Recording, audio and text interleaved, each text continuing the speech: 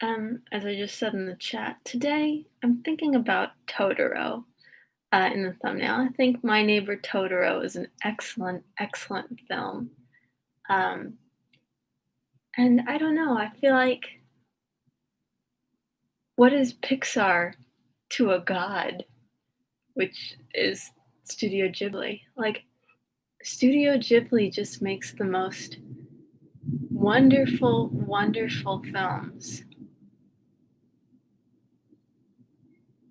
It's just such a gift. what, what is the what for? Um, but anyways, yeah, I just love it. All of their scores are beautiful. I think Howl's Moving Castle is probably my second favorite movie ever. It's just like there's such beautiful. I'm sorry. Um, they're just such beautiful stories that are partnered with like Howl's Moving Castle is about like being anti-war and like um Totoro's about like I don't know, I feel like that's I don't know, about like how the land is sacred and like we don't understand it. And there are these beautiful like Howl's is I don't have strong memories of Princess Mononoke because I only watched it recently. Um Yeah. Oh, yeah. Totoro is so much about, like, the beautiful magic of being a child. It's so much about that it makes me, like, weep because of how beautiful that sentiment is. But, like, if I could just have a little bit of what Studio Ghibli has, a little bit of that, like, ability to make a wonderful story of fantasy, but partner it with important statements about the world and like the earth, like, I would be so happy. I would be so happy. Um, but yeah, I've been listening to the Totoro soundtrack today, and it's just so fun. It's so fun, and it's so like, it's so perfect. I've just been like thinking about Totoro, the film, a lot, and I think I don't know, maybe it is. It's one of my favorite films. It's so important. Also, like Ghibli woman. I'm gonna cry. um, I was very lucky that I got to grow up with films like Totoro, and then force all my friends to watch them. Uh, I remember once I had like a Ghibli marathon with my friends, and to think I didn't know till till junior year that I was going to be a film major. Really should have figured that one out a little bit sooner. Um, but okay, that's enough. That's enough for me for today. Uh, Today is the last day we will be doing this with this desk. This desk is going up to Los Angeles tomorrow. Reminder that I will not be on tomorrow. I will be huffing and puffing and moving things up 3 flights of stairs.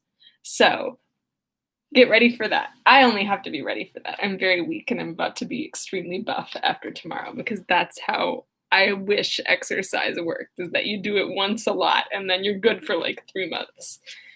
But alas, no. Okay, so what happened yesterday? Once again, Catherine gets herself into trouble. So Catherine and Nelly go on a walk, and Catherine decides to climb up this little fence. She climbs up the fence, and then drops her hat. And Nelly's like, "Oh my god! Okay, go on the other side and get your hat, and then just climb back up." So Catherine goes on the other side, and she's like, "Oh my god!" And then Catherine's like, "Oh shit, I can't climb back up this side. It's too slippery." And Nelly's like, "You've got to be kidding me. You've got to be joking. There are like 3 things you can do, and you manage to do all of them in a way that endangers you." Uh, and then, of course, Nelly's like, "What's that I hear? A horse approaching?" And then, of course, what to my wondering eyes should appear but Heathcliff, who's like, "Oh, Kathy, Linton is surely going to die if you don't come and say hi to him." And Nelly's like, "Don't listen!" And Catherine's like, "But I will listen. And I will do all the things you tell me to, Heathcliff, because you are totally without any sort of manipulative instincts." And so Nelly's like, "Just don't." Okay, so finally, I think Nelly literally like breaks down the door and is like, "Don't talk to her." And then like swoops her back inside, and Nelly's like, "Do not tell your dad." And Catherine's like, "I am going to do nothing you tell me to." And I believe that's where we left off, with Catherine doing Catherine things. Did she tell her dad or not? I can't remember, but it sounds like she's resolved to go to the Heights. I'm gonna take off my shirt now. Not my real shirt. Just my second shirt. I'm liking. Once one of my friends described me as an onion who has layers, which is the same way that Shrek is described in the hit cinematic masterpiece Shrek. So you can imagine what that does for a young woman's self-esteem. Sophie, you're like an ogre who has several layers, and I'm like, great. Isn't there any other several layered vegetable I could be compared to that's not an onion? But no. Pour one out for 14-year-old Sophie being compared to Shrek. Okay. Ooh, a parfait. Yes, indeed. Why not a parfait? Okay, let's do this. Wuthering Heights, Volume 2, Chapter 9. The rainy night had ushered in a misty morning, half frost, half drizzle, and temporary brooks crossed our path, gurgling from the uplands.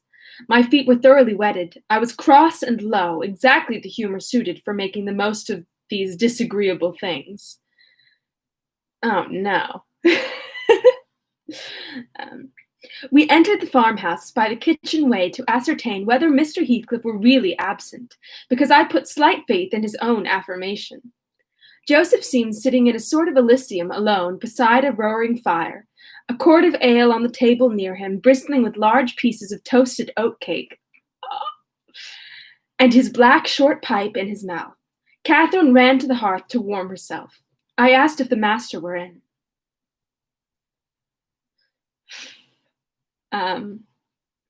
My question remained so long unanswered that I thought the old man had grown deaf and repeated it louder.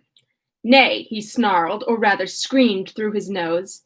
"Nay, you must go back where you come from. Through. It's either through or from. Not sure." "Joseph," cried a peevish voice simultaneously with me from the inner room. I think this must be Linton.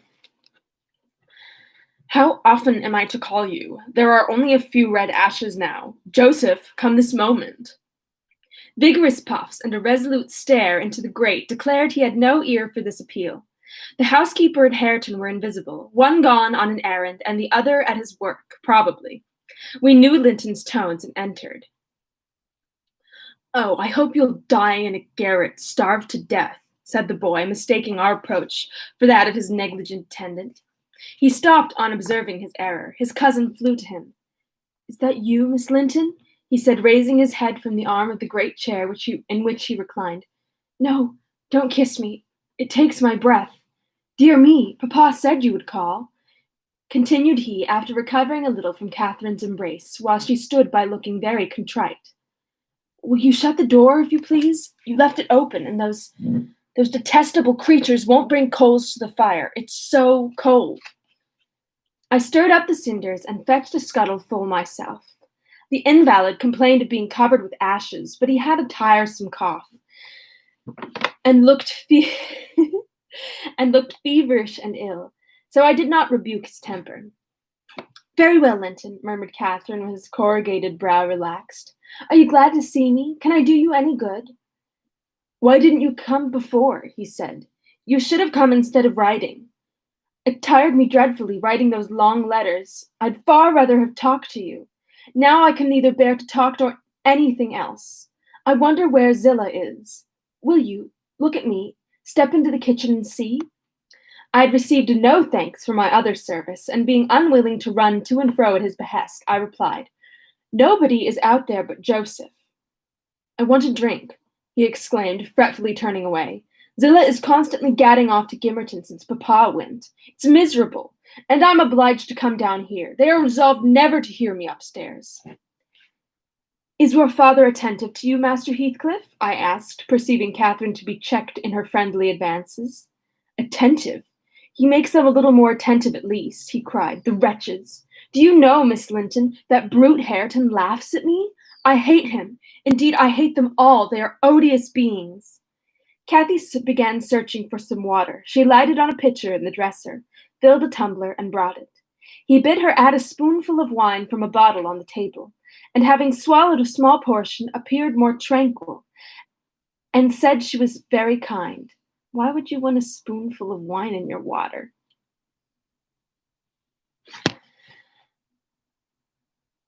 And are you glad to see me? Asked she, reiterating her former question, and pleased to detect the faint dawn of a smile. I need Kalita.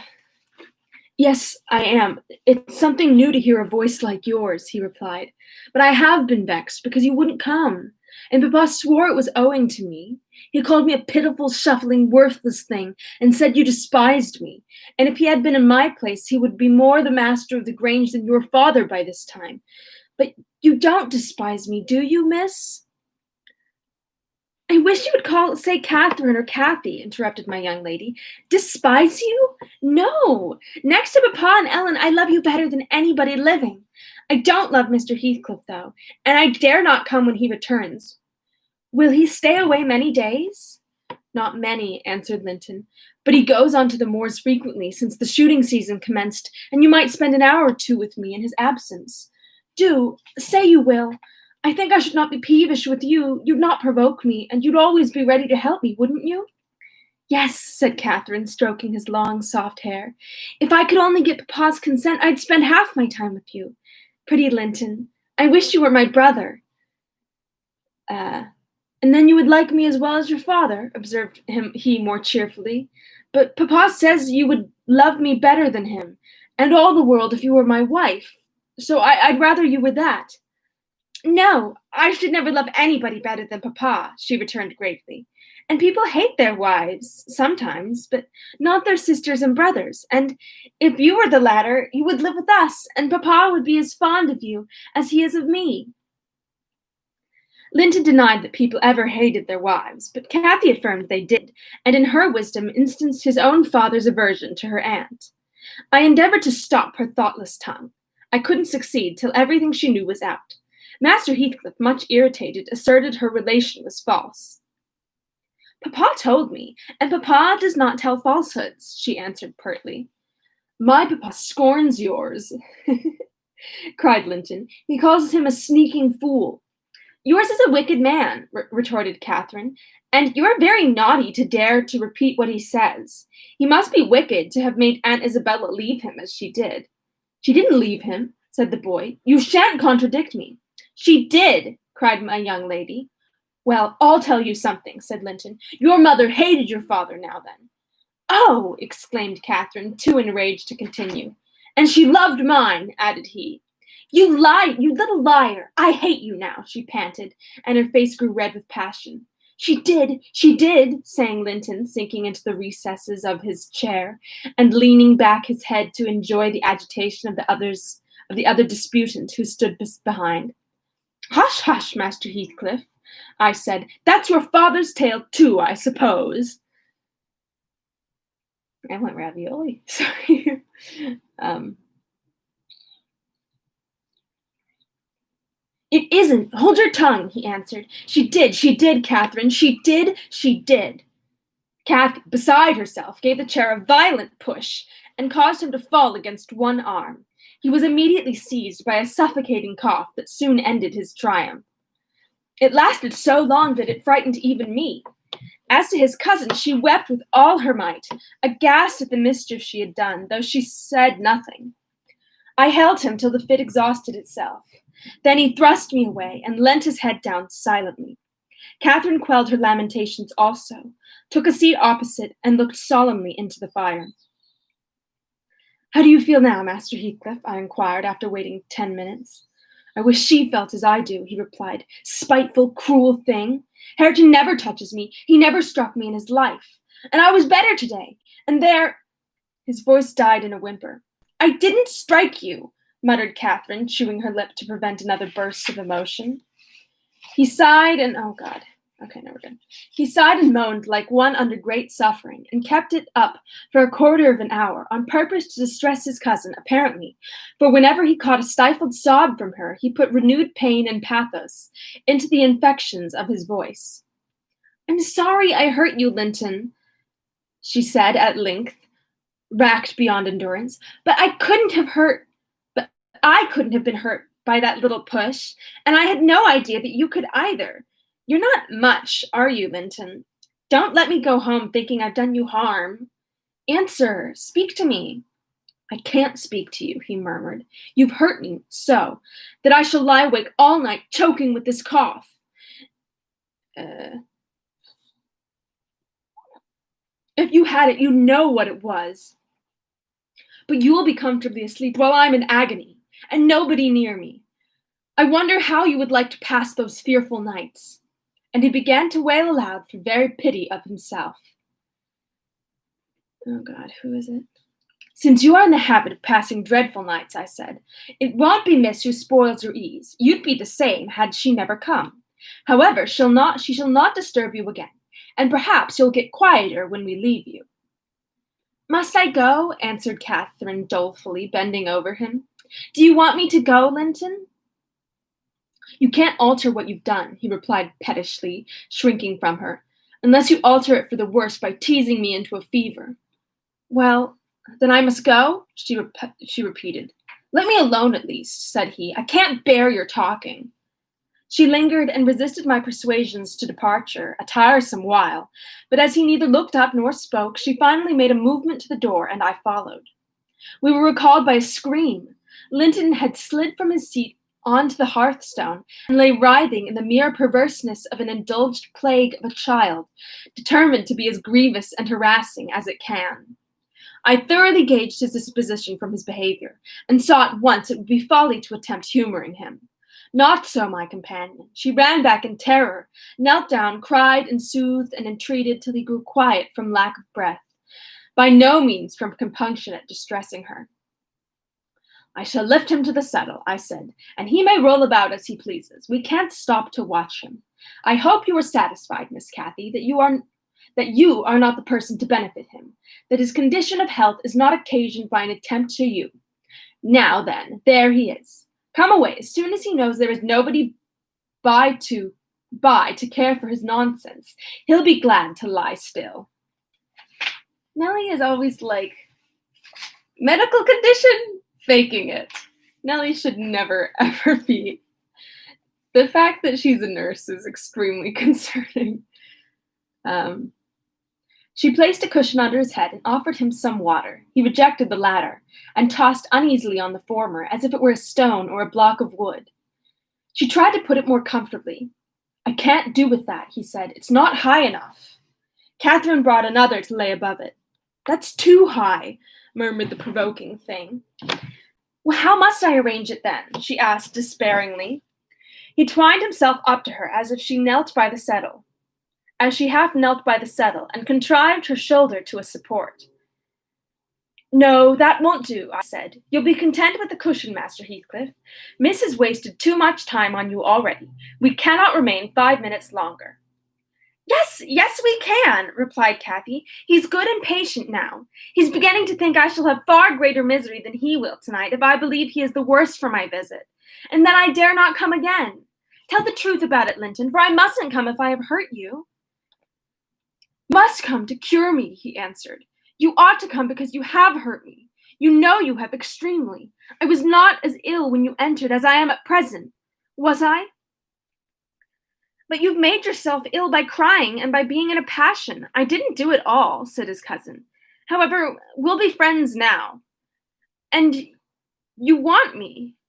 You would wish to see me sometimes, really? I told you I did, he replied impatiently. Sit on a settle and let me lean on your knee. That's as Mamma used to do, whole afternoons together. Sit quite still and don't talk, but you may sing a song if you can sing, or you may say nice, long, interesting ballad. One of those you promised to teach me, or a story. I'd rather have a ballad, though. Begin. Catherine repeated the longest she could remember. The employment pleased both mightily. Linton would have another, and after that another, notwithstanding my strenuous objections. And so they went on until the clock struck 12, and we heard Hareton in the court returning for his dinner. And tomorrow, Catherine, will you be here tomorrow? Asked young Heathcliff, holding her frock as she rose reluctantly. No, I answered, nor the next day neither. She, however, gave him a different response, evidently, for his forehead cleared as she stooped and whispered in his ear. You won't go tomorrow, recollect, miss, I commenced when we were out of the house. You are not dreaming of it, are you? She smiled. Oh, I'll take good care, I continued. I'll have that lock mended, and you can escape by no way else. I can get over the wall, she said, laughing. The Grange is not a prison, Ellen, and you're not my jailer. Besides, I'm almost 17. I'm a woman, and I'm certain Linton would recover quickly if he had me to look after him. I'm older than he is, you know, and wiser, less childish, am I not? And he'll soon do as I direct him with some slight coaxing. He's a pretty little darling when he's good. I'd make such a pet of him if he were mine. We should never quarrel, should we, after we were used to each other? Don't you like him, Ellen? Like him, I exclaimed. The worst-tempered bit of a sickly slip that ever struggled into its teens. I think that means Linton's 16. Happily, as Mr. Heathcliff conjectured, he'll not win 20. Good Lord! I doubt whether he'll see spring indeed, and a small loss to his family whenever he drops off. And lucky it is for us that his father took him. The kinder he was treated, the more tedious and selfish he'd be. Nelly, why are you like this? I'm glad you have no chance of having him for a husband, Miss Catherine. And Nelly just spoke it into existence.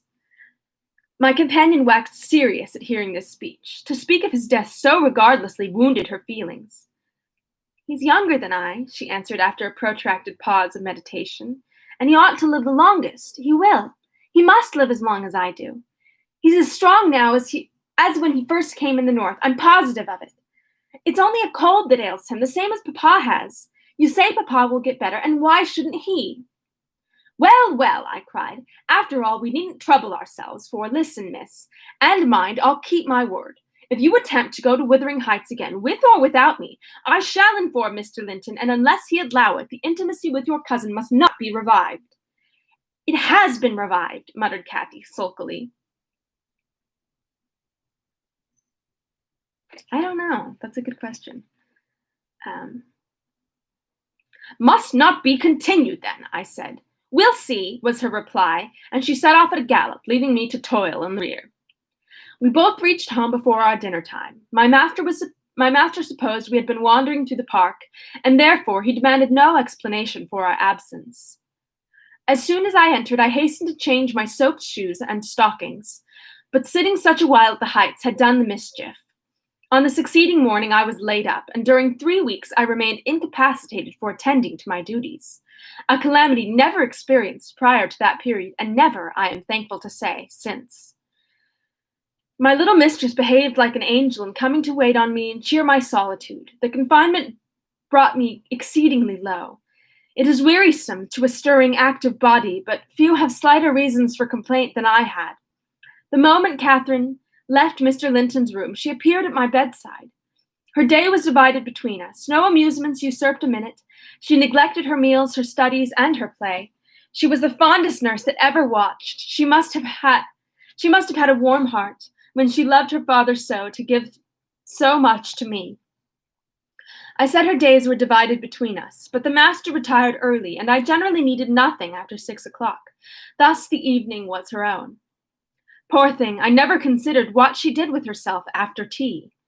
And though frequently when she looked in to bid me good night, I remarked a fresh color in her cheeks, and a pinkness over her slender fingers, instead of fancying the hue borrowed from a cold ride across the moors, I laid it to the charge of a hot fire in the library.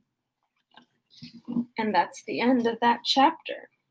I have to admit, I'm very tired today. It might be the cats. The cats are mischievous and keep me up at night and wake me up early in the morning. Yes, Nelly wasn't doing a very good job, to be honest. Most of the things that Catherine gets herself involved in are directly under under the supervision of Nelly. But I'm gonna go make myself a nice big lunch and enjoy it heartily. So, with that, I will see you all Sunday at 3. Once again, I will not be in tomorrow. I will be moving all of my things to Los Angeles. So I hope you have a good tomorrow. Do something fun with your 3 o'clock hour, if this isn't already fun. Rewatch an old hit. And with that, I will see you tomorrow. So thanks for tuning in. Love talking to y'all in virtually. And I hope you're well. I'm very snoozy. Have a good rest of your day. Bye.